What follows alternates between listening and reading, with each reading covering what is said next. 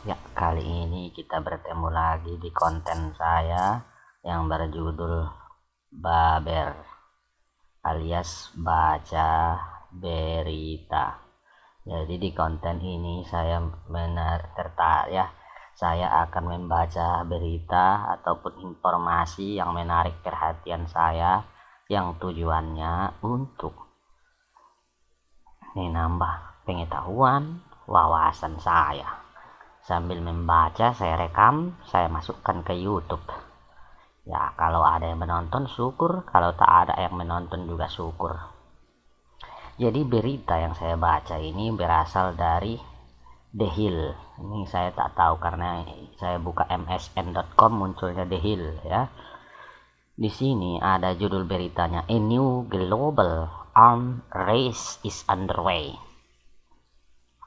Sebuah perlombaan kapal laut global ya akan segera terjadi, underway. Jadi ini mengenai kekuatan kapal perang tentunya ya. Nah, kita bacalah dulu biar saya besarkan saja biar enak membacanya. Nah, ini judulnya, Something Big is Brewing at Sea. Sesuatu yang besar sedang terjadi di lautan. In recent months, dalam bulan-bulan sekarang ini, there has been increased naval activity and tension between countries jostling for control of their coastlines. Sudah terjadi peningkatan aktivitas kapal perang dan tensi antara negara-negara untuk mengkontrol perbatasan pantai masing-masing.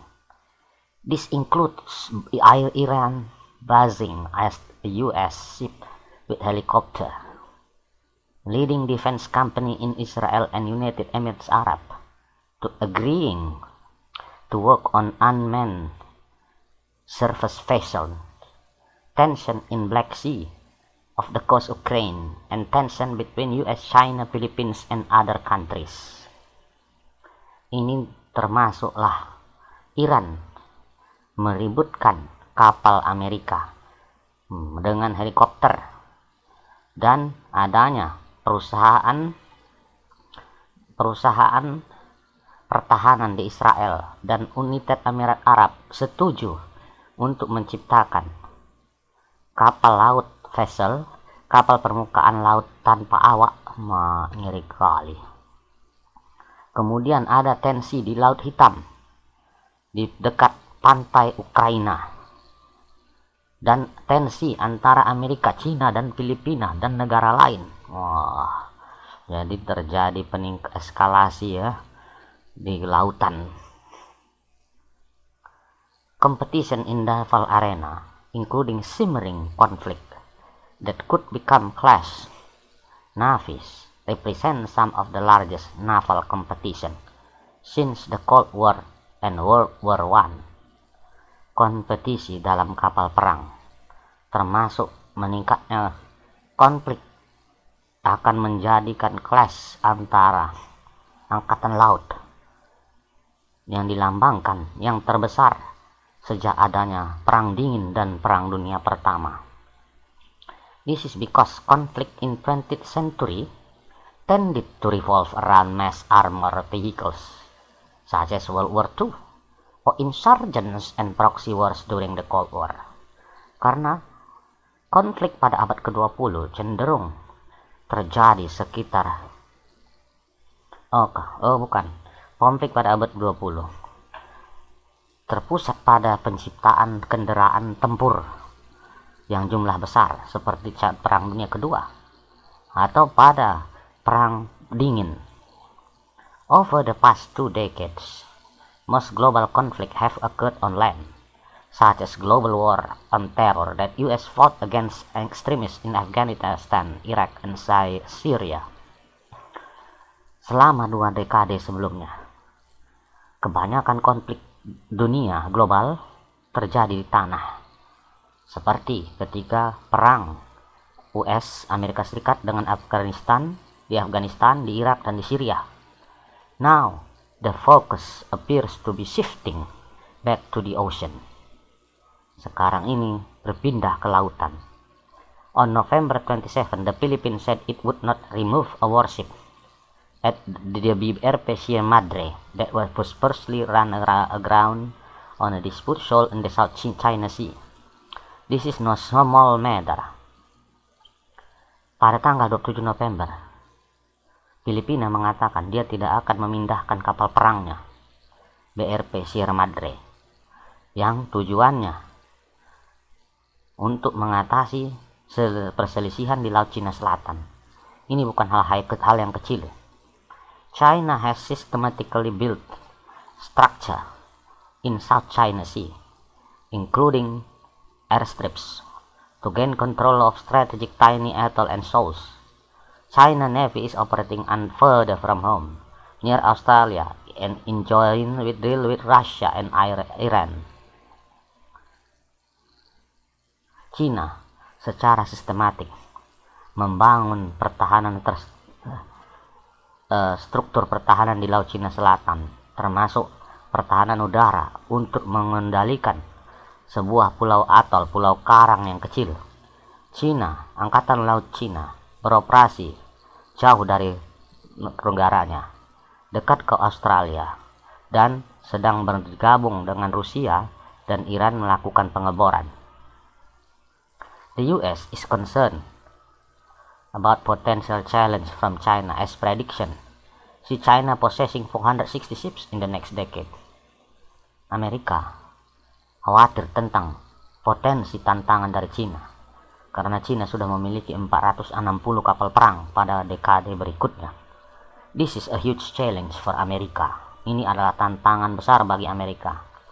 After a century of being dominant a global naval power, karena Amerika sudah satu abad menjadi kekuatan dominan atas kapal perang. The concern in the Pacific is that China rapidly growing navy might clash with the US over Taiwan and US partners allies in Australia, Japan, and Philippines. Kepedulian di Pasifik adalah China sangat cepat mengembangkan angkatan lautnya.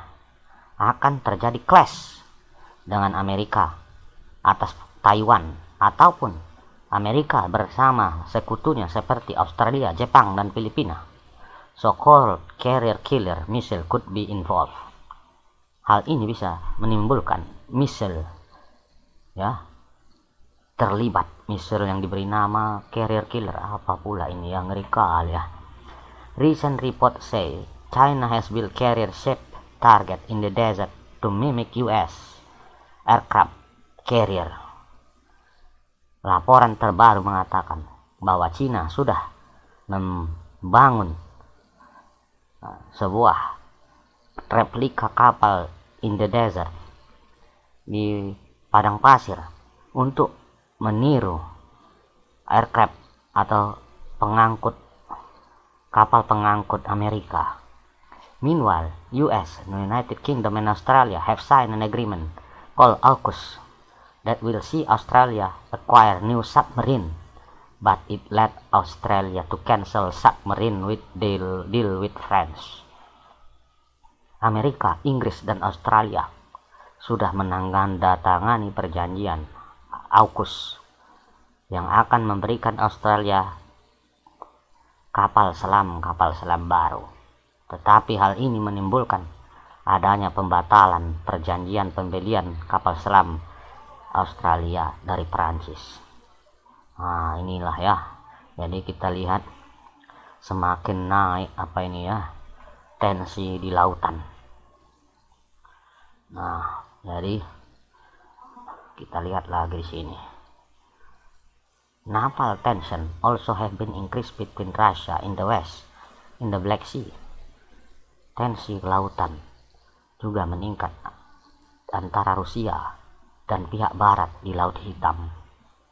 A US naval ship reportedly was tracked by Russia in early November when it was on NATO maneuver in the Black Sea.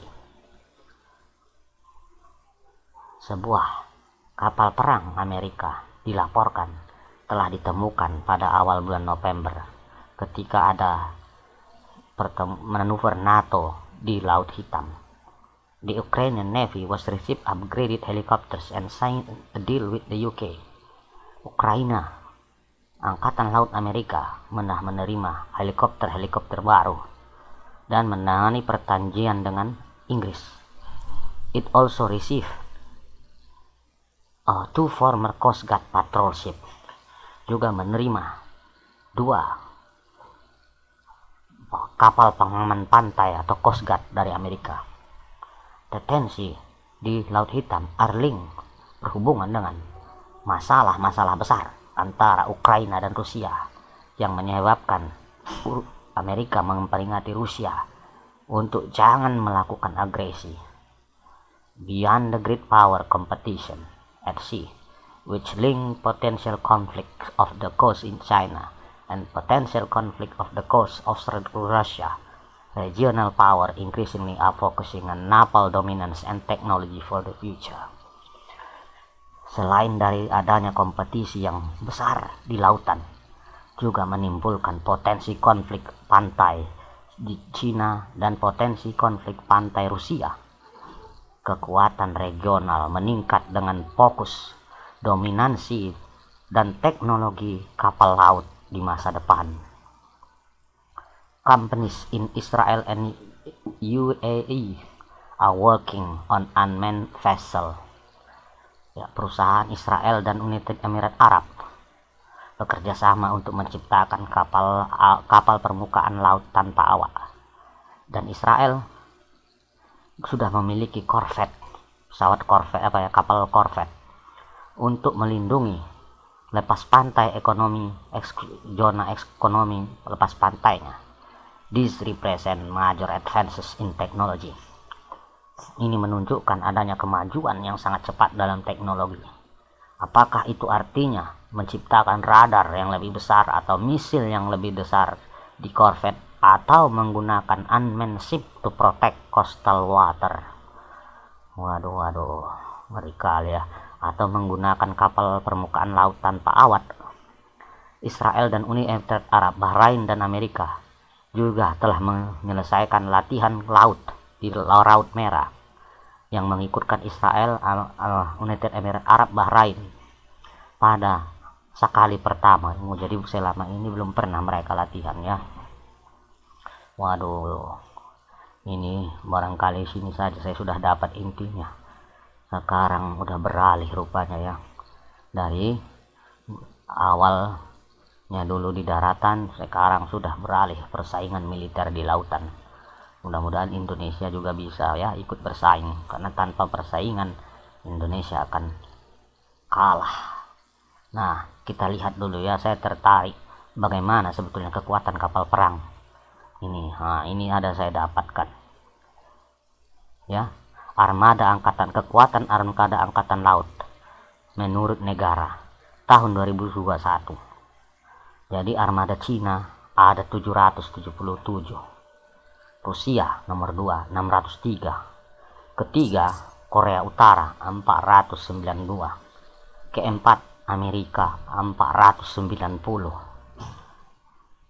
kelima Kolombia 453, keenam Iran 398, ketujuh Mesir 316, kedelapan Thailand 292. Oh, hebat juga Thailand ini ya. Tak nyangka kok dia sampai nomor 8 di dunia. Baru 9 India 285, Indonesia 282. Oh, paten juga Indonesia ya, kekuatan armada lautnya. Jadi nggak nyangka kita ya, Indonesia itu hebat juga armada lautnya ya. Barangkali itu saja ya. Babar saya berjudul New Global Naval Arm Race is Underway. Demikian saja, semoga bermanfaat. Terima kasih.